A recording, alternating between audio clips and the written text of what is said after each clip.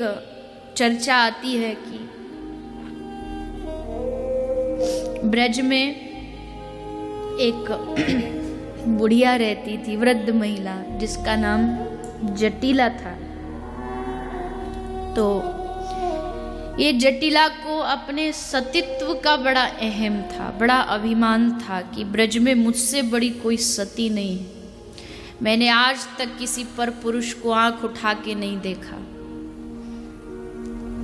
सतियों में अगर नाम गिना जाएगा तो सबसे पहले मेरा नाम आएगा।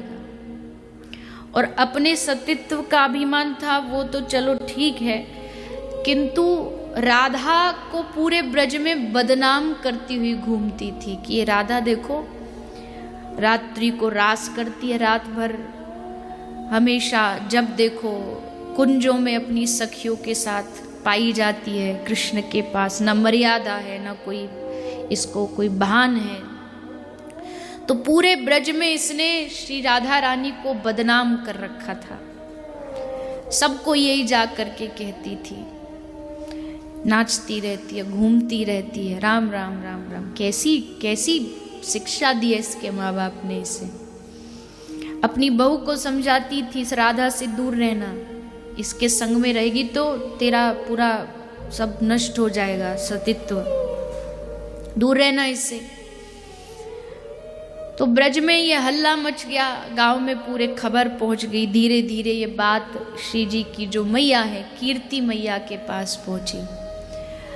तो कीर्ति मैया को थोड़ा लगा, तो कीर्ति मैया ने श्री राधा को मना कर दिया, राधा आज के बाद तू बाहर नहीं जाएगी, कुंज में नहीं जाएगी सखियों के साथ। जैसे श्री जी ने सुना तो अब तो विकल हो गई कि अब कैसे मिलन होगा, कैसे श्याम सुंदर का दर्शन होगा।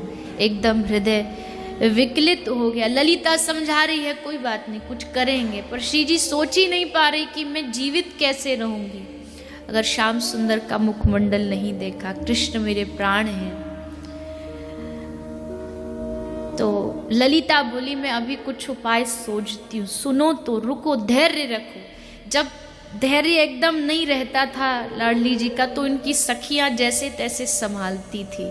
सब सखियां साथ रहती थी, पता नहीं कब विरह में उन्माद में आके यमुना में कूद जाए, कोई भरोसा नहीं इसका। सब सखियां पकड़ के रखती थी श्री जी को।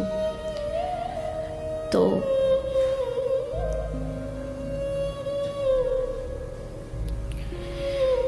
ललिता जाती है कृष्ण के पास और कृष्ण को कहती है कि हे श्याम सुंदर, आज के बाद आपसे स्वामिनी नहीं मिलेंगी। क्यों नहीं मिलेंगी?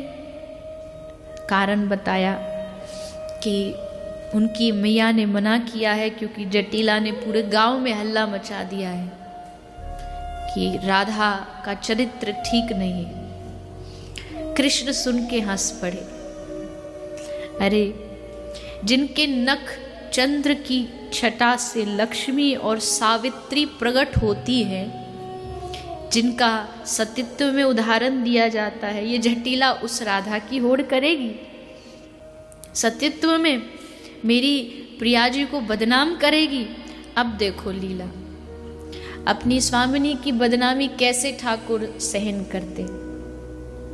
आज श्याम सुंदर घर आए और घर आते जैसे महल में प्रवेश किया, पता नहीं क्या हुआ, प्रवेश करते करते मूर्छित होके बेहोश गिर पड़े।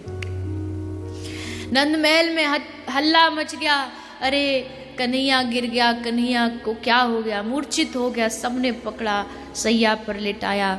मैया घबरा गई, अरे मेरे लाल को काहे गो। नाड़ी पकड़ी, देखा नाड़ी नबज सब बंद हैं।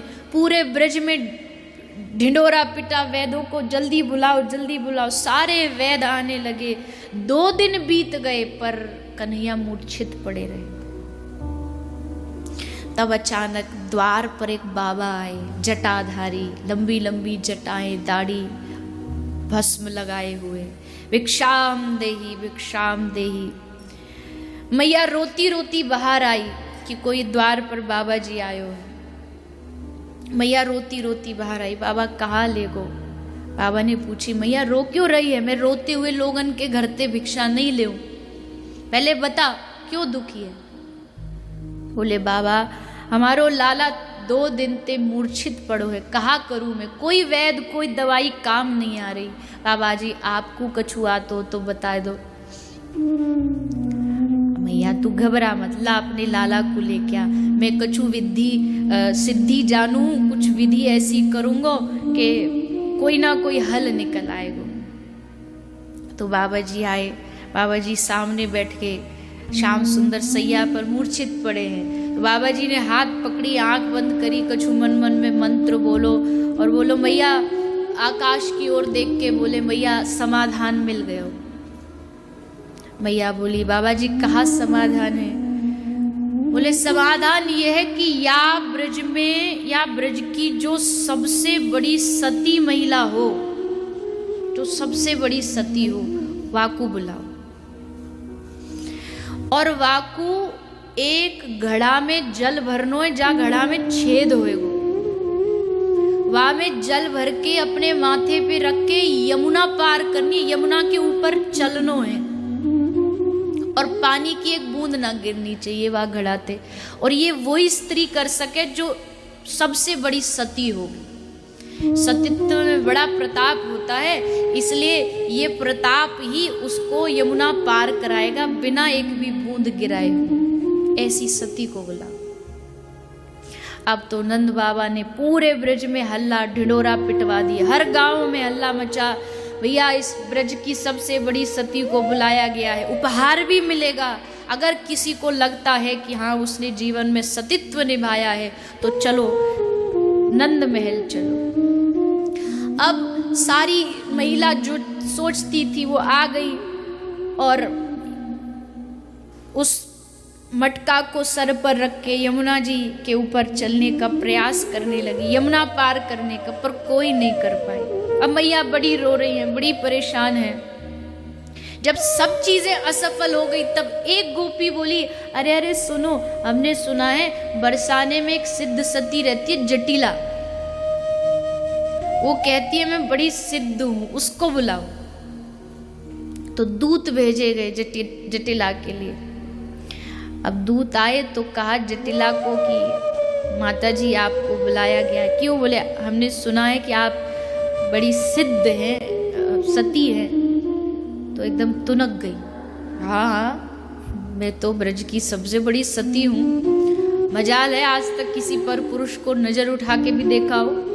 और देखो बहू की ओर देख के करी, देख क्या होता है सतीत्व का महत्व, देखो कितने सम्मान के साथ हमें बुलाया जा रहा है, सती महिला का इतना सम्मान होता है, तू भी कुछ सीख ले। बहू कहती हाँ जी सीखूंगी, आप जाइए। तो चल पड़ी एकदम रोश में आकर के यमुना जी पे, सब खड़े हैं। अब जटिला जी चलेंगी, जटिला जी यमुना जी पार करेंगी घड़ा रख के। जटिला जी ने घड़ा रखा, यमुना जी में जैसे कहीं तुरंत डूब गए, सारा सतीत्व धरा रह गया। अब बहू देख रही, हाँ जी बोलिए, क्या सीखे आपसे? अब तो शर्म के मारे नीचे सब हंसने लगे जोर जोर से जटिला के ऊपर, तू बड़ी डींगे हाँकती थी, हम बड़ी सती हैं, आज क्या हुआ? अब मैया तो परेशान, मैया का तो जो समाधान वो हुआ नहीं। तभी बाबा ने जमीन पर कुछ आड़ी टेढ़ी रेखाएं खींची, कुछ गिनती करने लगे, क्या हो रहा है? तो बाबा ने कहा कि जिस तरह मैं अपनी गणना से देख रहा हूं, अभी तक तो ब्रज की सबसे बड़ी सती यहां आई नहीं है, उसको तुमने बुलाया ही नहीं। यशोदा मैया बोली बताओ ना महाराज, आप किसकी बात कर रहे हो? महाराज बोले मुझे दिख रही है, बरसाने में बैठी है। अच्छा एक बात, ये बाबा जी कौन है मालूम है? राधा कृष्ण की लीला में सबसे पहले सहयोग देने कौन बाबा आता है? स्वयं श्री शंभो भोलेनाथ ही ये सब लीला का आनंद लेते, सबका रस लेते हैं। तो आज वही बाबा जी बन के आए, ये सब ड्रामा उनका ही चल रहा है। ठाकुर जी ने इनको ही अपॉइंट किया है इस काम के लिए। तो गिन रहे, अच्छा बरसाने में बैठी मुझे दिखाई दे रही है, एक महल में सर लगा करके खंबे से बैठी बैठी याद कर रही है। उसको बुलाया जाए। क्या नाम है बाबा उसका? बोले वो है ना बरसाने की राधा, उसको बुलाओ। अब तो सब दौड़े बरसाने की ओर, चलो चलो राधा को लेकर के आओ। सब भागे हैं, लेकर के श्री जी को अपने साथ लेकर के आए हैं। चल राधा, नंदगांव तुझे बुलाया गया है। जैसे सुना श्री जी ने एकदम आनंदित हो गई। अभी ये बैठी बैठी रुदन कर रही थी कि हमारा बाहर निकलना बंद हो जाएगा, कैसे दर्शन करूंगी, यहाँ बुलावा आया है। श्याम सुंदर की लीला देखो, बुलावा भिजवा दिया। बैलगाड़ी में बिठा के श्री जी को नंद महल लाया गया। सामने श्याम सुंदर मूर्छित पड़े हैं।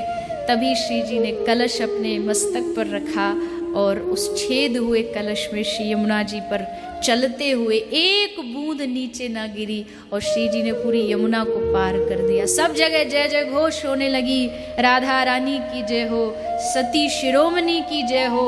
सब जय जयकार करने लगे और जिनके मुंह जटिला ने खुलवाए थे कि ये बड़ी अमर्यादित है, सबके मुंह बंद हो गए। सिद्ध हो गया कि ब्रज की सबसे बड़ी कोई सती है तो वो हमारी श्री राधा रानी है। स्वयं श्री बाबा ने उस सती यानी श्री राधा रानी के चरणों के नीचे की रज थोड़ी ली और श्याम सुंदर के मस्तक पर लगाई। बोले प्रभु नाटक खत्म करो, हो गया। मस्तक पर रज लगाई श्री जी के चरण की। ठाकुर जी एकदम जमाई लेते हुए खड़े हो गए, मानो नींद से खड़े हुए। मैया आनंदित हो गई, वाह बलिहारी लाली की, तेने आज हमारे लाल की जान बचा दी। सब ने थोड़ी थोड़ी रज श्री जी के चरणों की लेके अपने अपने मस्तक पर लगाई। बाबा भोलेनाथ ने भी वो चरण अपने माथे पर लगाई और श्री राधा रानी का आशीर्वाद प्राप्त किया। ऐसा अद्भुत सतीत्व है श्री राधा रानी का। श्याम सुंदर ने आज ये सब लीला की है ताकि हमारी स्वामिनी पुनः हमसे मिलन हो जाए, ये विरह उनको ना सहन करना पड़े। और सिद्ध हो गया कि इस ब्रज की सबसे मर्यादित और सती श्री स्वामिनी राधा रानी ही है।